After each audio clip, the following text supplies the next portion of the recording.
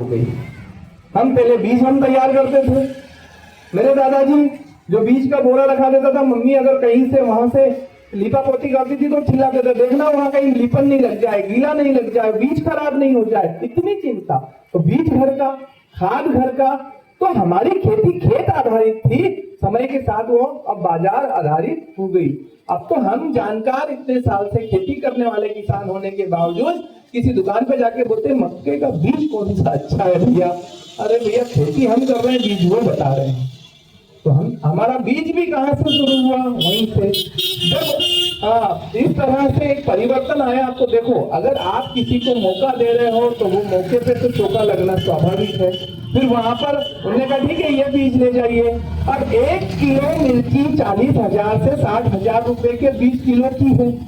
अगर आप पूछोगे साहब कितनी, तो बोले एक काम करो, जितने ज्यादा बीज उतने ज्यादा पौधे, जितने ज्यादा पौधे उतनी ज्यादा उत्पादन। हमको ये समझा दिया गया। तो हमने वही किया, क्योंकि वो 60,000 रुपए किलो का माल कितने में बिक गया, 1,20,000 में बिका। तो वहां पर हमका माइंडसेट हुआ, हम तो दुकान वाले की बात मान के वो लिया है और हमने पौधों को पास में कर दिया। पौधे पास होने की वजह से क्या बना, उस पौधे में गर्मी बढ़ी। अब गर्मी बढ़ी तो एक नई समस्या आई कि उसमें व्हाइट फ्लाई बढ़ गया, सफेद मच्छर बढ़ गया। सफेद मच्छर को पैदा किसने किया, हमने दवाई छिड़के, चाहे रासायनिक दवाइयां हो या चाहे वो ज्यादा पौधों की गर्मी हो, उसको बुलाने का काम किसने किया। इल्ली पैदा कैसे होती है आप सबको पता है। मैंने एक से पूछा तो बोले वो पानी से गिरती। मैंने मेरे खेत पे तो, मेरे छत पे तो नहीं गिरती इल्लियां, खेत में ही क्यों गिरती है। सफेद व्हाइट फ्लाई जो मच्छर होता है वो एक नर मच्छर और एक मादा मच्छर दोनों का संयोग होता है। मादा मच्छर एक खुशबू फैलाती है, उससे नर मच्छर उसके पास आता है, संसर्ग से लार्वा निकलता है और एक जोड़ा 800 इल्ली पैदा करता है। कितनी, 800 इल्ली पैदा करता है एक मच्छर। मच्छर किसने बुलाया था, हमने, क्योंकि उस माहौल में गर्मी पैदा हमने की, मच्छर को पैदा होने का मौका हमने दिया और उससे इल्ली पैदा हुई। ये एक व्यवस्था बनी।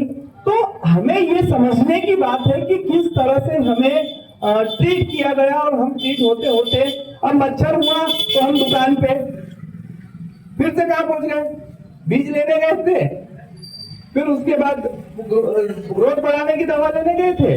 अब मच्छर हो गया तो मच्छर मारने की दवाई, मच्छर से इल्ली हो गई तो अब इल्ली मारने की दवाई। अब इल्ली मारी, लेकिन इल्ली तो मरी नहीं मरी पता नहीं, पर वो पौधा मर गया। तो फिर पौधे को जीवित करने की दवाई। फिर उन्होंने बोला अच्छा पौधे को तो जीवित हो गया, लेकिन जो फूल है वो खिल रहे, तो फूल को ठहराने की दवाई। ऐसे करके जो दौड़ हमारी बीज से शुरू होती है वो कटाई तक बंद नहीं होती। किसान हम समझदार है, बार बार पौधे को उखाड़ के हम दवाई और बीज की दुकान पे ले जाते हैं और उसको दवा की दुकान बोलते हैं, जबकि वो जहर की दुकान है। वो जहर की दुकान है और हम बोलते क्या है, दवा की दुकान। दवा की दुकान पे तो अमृत मिलता है साहब, दवा पे तो लोग ठीक होते हैं, वहां तो जहर मिलता है। लेकिन हमारे को क्या करें, परिवर्तन ऐसा हो चुका। इस बीच में एक और बात है कि जैविक भारत अभियान का संकल्प एकमात्र है कि आपको रासायनिक खाद के उर्वरकों का उपयोग अगर आप कम करते जाएंगे तो आपकी जमीन में प्राकृतिक होने के लिए अलग से कुछ नहीं करना पड़ता। जमीन तो ऑलरेडी प्राकृतिक है। आप अगर मानते हैं कि बिना रसायन के, बिना डीएपी यूरिया के खेती नहीं हो सकती, तो मुझे बताओ कि आपके खेत के थोड़े से दूर में जंगल है, उस जंगल के अंदर एक छोटी सी घास आपकी फसल से ज्यादा अच्छी है, मस्ती में है। वहां थोड़ी बड़ी जो झाड़की होगी, कोई पौधा होगा, वो मस्ती में है।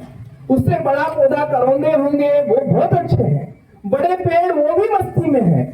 वहां पर यूरिया और डीएपी किसने डाला, वहां कोई डालने गया यूरिया डीएपी, मतलब वहां पर भी बिना उसके उत्पादन और प्राकृतिक व्यवस्था के तहत सारी चीजें स्वतः अपने आप चल रही है। हमारी जमीन को शराबी कबाबी हमने बनाया, हमने तैयार किया, क्योंकि हमें ज्यादा उत्पादन का एक लालच था जो समय के साथ बढ़ता चला गया। जो हम कभी 10 किलो बीघा डीएपी डालते थे, वो गोबर की खाद जो चली गई, उसमें क्या हुआ कि वो जो संभाल लेती थी उसके नुकसान को, वो गोबर खाद चले जाने से अब सिर्फ नुकसान बचा, उसको संभालने वाला कोई नहीं बचा।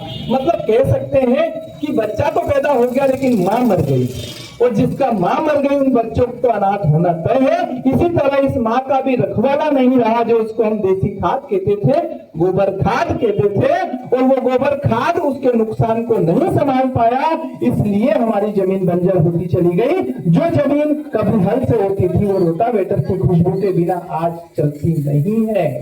उसके बावजूद भी किसान की लागत, यूरिया डीएपी की मात्रा बढ़ते बढ़ते बढ़ते आज हम इस परिप्रेक्ष्य में पहुंच गए कि जो 10 किलो बीघा डीएपी डालते थे वहां 2 क्विंटल बीघा डीएपी डाल रहे हैं लोग, और कोई सी भी चीज अछूती नहीं रही बिना रसायन के। और ये सब देख करके मन में एक भाव आया, भागवत कथा करते करते, भगवान की कृपा से भागवत कथा का वक्ता हूं, लेकिन भागवत कथा में आप जैसे 10,000 लोग देखते हैं, लेकिन उनके जीवन में कोई समय पे बदलाव नहीं कर पाया, न तो शारीरिक रूप से न किसी और रूप में, क्योंकि कथा